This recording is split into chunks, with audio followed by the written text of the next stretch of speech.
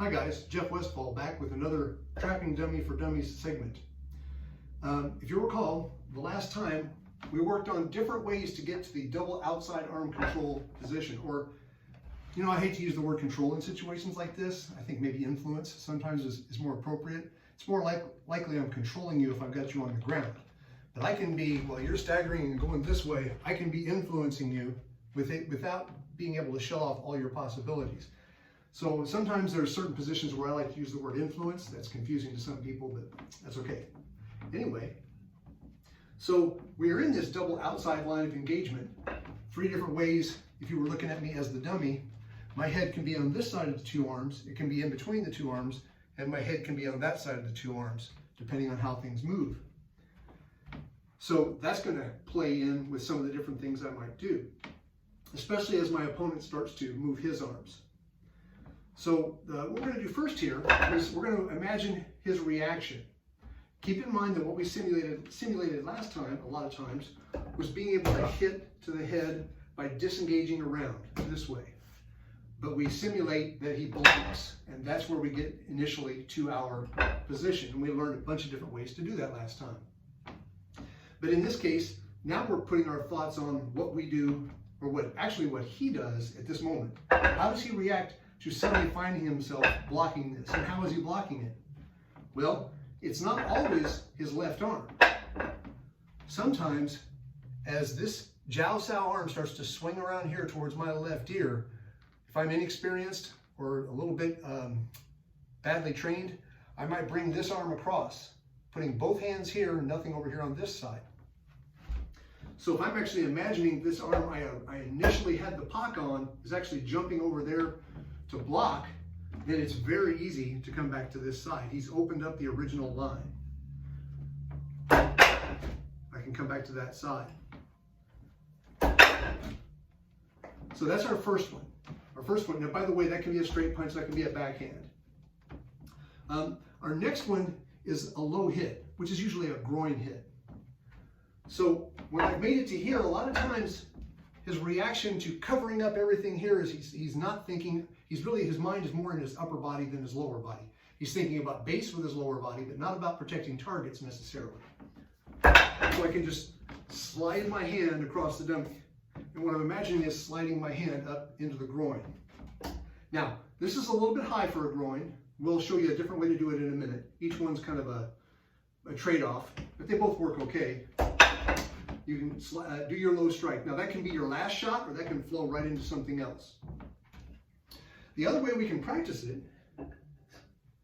is take this bottom arm out of the equation, because it gets in the way for a good strike the way we want to do it here.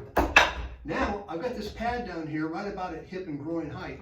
I can hit that. I can put a little more mustard into it, and it's a little more natural of a target elevation. And I can go back upstairs and do something else. There's a lot of possibilities with this. So that's 2 different ways to practice your low hit follow-up. Next is what I call the fake. And what I mean by that is we start with our right hand as if it's attacking this line, and we end up hitting it.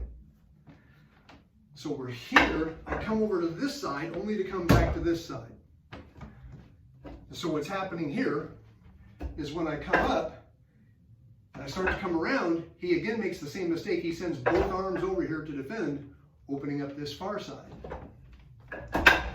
Now, I could come over here and change the alignment, and we'll get to things like that in the next video. But in this case, just instead of being blocked, I go right upstairs and hit the head. So when I do this, I'm imagining I'm being blocked. I come around, and there. As I came back around with this, I made that a fake. Both his hands come over here, and he opens up this line again.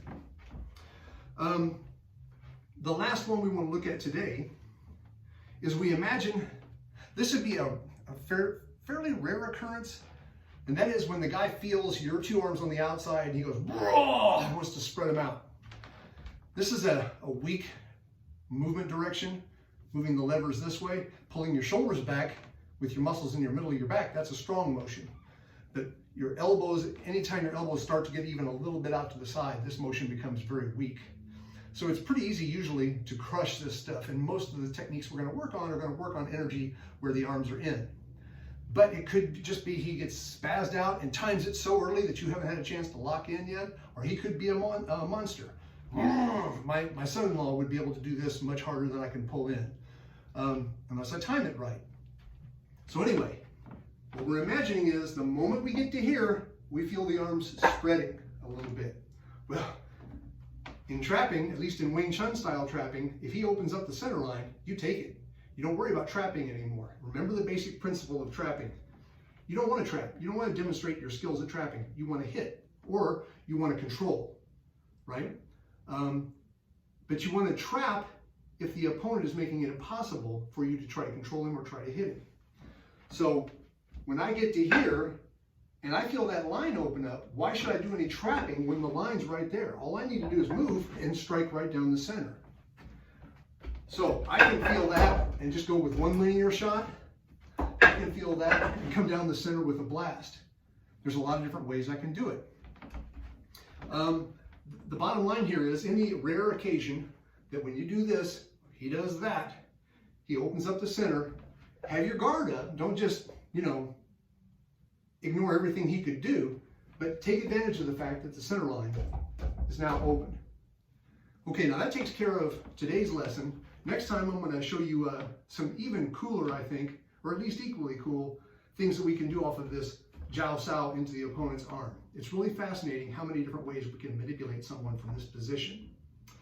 That's good for today. Take care, and if you know a healthcare worker, call them up and ask them how they're doing, and tell them thank you. Wash your hands.